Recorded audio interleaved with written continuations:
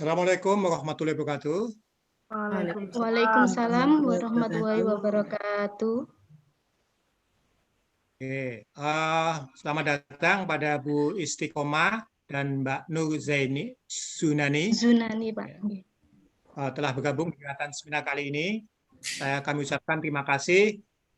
Kemudian perlu saya informasikan bertindak selaku penguji masih sama dengan seminar rancangan aktualisasi, yaitu Bu Dr. Anda Eka Rini Nurhayati, MSI. Baik, perlu saya sampaikan bahwa kita akan efisienkan waktu per peserta 35 menit. Ya, 30 menit dengan rincian paparan peserta Mbak Zunani nanti 10 menit, Mbak. Jadi 10 menit Mbak Zunani tidak perlu memperkenalkan diri, membacakan profil sekolah dan sebagainya, langsung mengarah pada kegiatan-kegiatan yang sudah dilakukan dan menutupnya dengan membacakan kesimpulan saran. Waktunya 10 menit. Ya. Kemudian setelah Mbak Zunani selesai, langsung ke Bu Istiqomah SPD selaku mentor untuk bisa memberikan testimoni, memastikan, meyakinkan kami apakah laporan yang sudah disampaikan oleh Mbak Zunani itu memang sudah benar-benar dilaksanakan atau tidak. Sekaligus memberikan gambaran tentang manfaat dari kegiatan yang dilakukan. 5 menit waktunya, Bu Istiqomah. Kemudian nanti baru Bu Eka selaku penguji akan mengklarifikasi sekaligus melengkapi, menyempurnakan laporan yang sudah dibuat dengan waktu 15 menit. Oke, kami silakan Mbak Zunani untuk bisa langsung presentasi. Oke, terima kasih kami sampaikan atas waktunya. Langsung saja, dalam kesempatan kali ini saya akan mempresentasikan hasil daripada laporan aktualisasi saya, merefresh sejenak mengenai rancangan aktualisasi dulu. Saya mendapatkan isu bahwasanya adanya lemahnya hasil belajar tematik siswa kelas 4 pada masa pandemi COVID-19. Dari isu tersebut, saya mencoba untuk mencari gagasan pemecahan isunya, yaitu melalui penggunaan media video varian PPT interaktif dalam pembelajaran tematik. Sehingga ditemukan judul aktualisasi, yakni upaya peningkatan hasil belajar tematik siswa kelas 4 pada masa pandemi COVID-19 melalui penggunaan video varian PPT interaktif di SDN Sudimoro, Kecamatan Megalo, Kabupaten Jombang. Adapun pelaksanaan aktualisasi saya laksanakan Mbak Nur, mohon maaf, melalui di slide 10 Mbak. Di slide show, Mbak Nur. Ya. Sampun ya. Sampun. Melalui 10 kegiatan dengan rincian yang pertama adalah kegiatan konsultasi dengan mentor. Kegiatan yang kedua adalah melaksanakan kajian awal hasil belajar siswa pada pembelajaran tema sebelumnya. Dilanjutkan dengan menyusun perangkat pembelajaran. Kemudian membuat media pembelajaran PPT interaktif, dilanjutkan dengan membuat dan mendownload video yang nantinya akan saya gunakan dalam kegiatan pembelajaran. Selanjutnya adalah melaksanakan sosialisasi kepada wali peserta didik, dan dilanjutkan dengan kegiatan penggunaan media pembelajaran pada proses pembelajaran, kemudian pemberian tugas kepada peserta didik, dan dilanjutkan dengan melaksanakan evaluasi berupa post-test, kemudian penyusunan laporan hasil aktualisasi.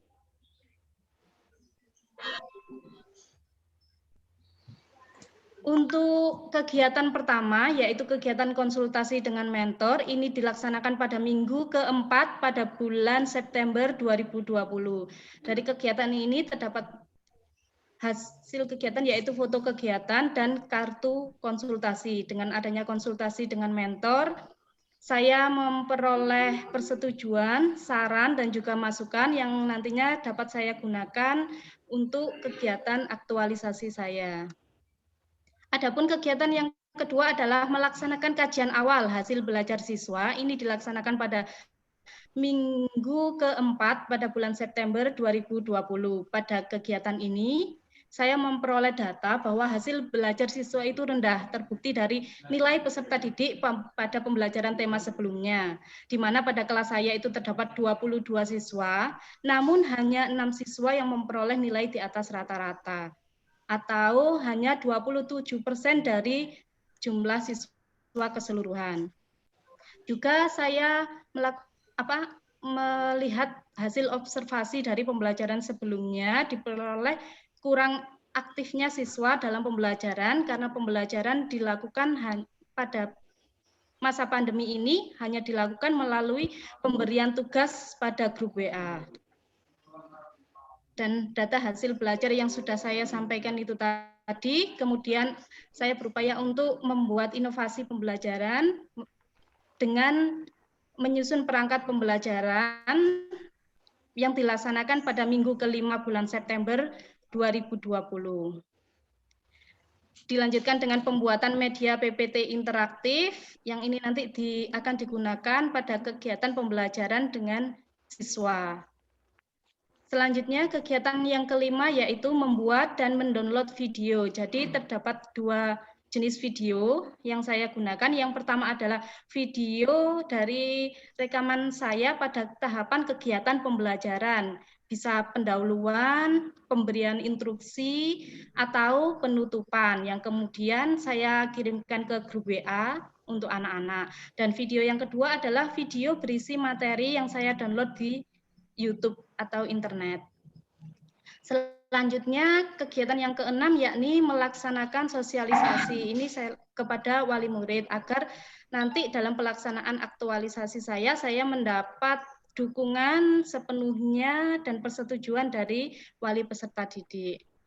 Adapun kegiatan yang ketujuh adalah penggunaan media, baik itu media video maupun PPT interaktif dalam kegiatan pembelajaran. Tapi sebelumnya saya melakukan pretest terlebih dahulu kepada anak-anak yang dilakukan pada minggu ke-2 sampai ke-4 bulan Oktober 2020. Adapun hasil pretest siswa telah nampak bahwa dari 22 siswa, hanya 10 siswa yang mendapat nilai di atas KKM. Ini berarti tidak mencapai 50% siswa yang mendapat nilai KKM. Kemudian saya menggunakan media untuk pembelajaran dan mendapat hasil observasi keaktifan siswa. Dan alhamdulillah siswa lebih aktif saat menggunakan media video maupun PPT interaktif itu sendiri. Kemudian yang selanjutnya adalah pemberian tugas kepada peserta didik. Ini dilakukan pada minggu ke-4 bulan Oktober 2020. Jadi saya meminta anak-anak untuk mencari satu video, kemudian mendownload dan dikirim ke saya sebagai tugas individunya. Karena media saya adalah tentang video, maka saya aplikasikan ke anak, juga anak saya minta untuk mencari video agar mereka mendapat pengalaman. Selanjutnya kegiatan adalah melaksanakan post-test. Ini dilaksanakan pada minggu ke-4 pada bulan Oktober 2020. Dari kegiatan post-test didapatkan data hasil nilai siswa, yakni pada kegiatan post-test ini hanya 3 anak yang mendapat nilai di bawah KKM. Jadi untuk 19 anak sudah mendapat nilai di atas KKM sehingga tuntas dalam kegiatan pembelajaran di mana KKM yang ditetapkan adalah 70. Kegiatan yang terakhir adalah penyusunan laporan hasil aktualisasi. Di sini saya juga melakukan konsultasi dengan mentor untuk melaksanakannya pada minggu ke-5 bulan Oktober 2020. Dari keseluruhan kegiatan saya diperoleh kesimpulan bahwanya selama pelaksanaan aktualisasi, saya telah menerapkan dalam kegiatan saya berupaya untuk menerapkan nilai-nilai dasar aneka pada setiap kegiatan. Dan ini saya lakukan melalui kegiatan pemberian media untuk meningkatkan hasil belajar siswa, yaitu melalui video varian PPT interaktif. Dan dari kegiatan tersebut telah tercapai dari tujuan aktualisasi saya, yakni terbukti adanya peningkatan hasil belajar siswa melalui adanya kegiatan pretest dan posttest, bahwa dalam kegiatan pretest itu data dari 22 siswa, hanya terdapat 10 siswa yang mendapat nilai di atas KKM, atau sekitar 45% dari jumlah siswa keseluruhan. Sedangkan pada pelaksanaan posttest diperoleh data bahwa dari 22 siswa terdapat 18 siswa yang mendapat nilai di atas KKM. Ini berarti telah 82% dari jumlah siswa keseluruhan. Karena dalam kegiatan aktualisasi yang telah dilakukan ini telah tercapai tujuan, yakni tercapainya peningkatan hasil belajar, maka diharapkan agar senantiasa melaksanakan inovasi, bisa melalui penggunaan video atau pengembangan pembelajaran atau media, agar kegiatan belajar nanti tetap bisa dilaksanakan dengan baik, maksimal, dan senantiasa meningkat pembelajarannya. Kemudian juga dari pengembangan perangkat pembelajaran diharapkan tercipta pembelajaran yang kreatif, inovatif, dan menyenangkan. Terima kasih Bapak Ibu. Itu tadi presentasi hasil laporan aktualisasi saya.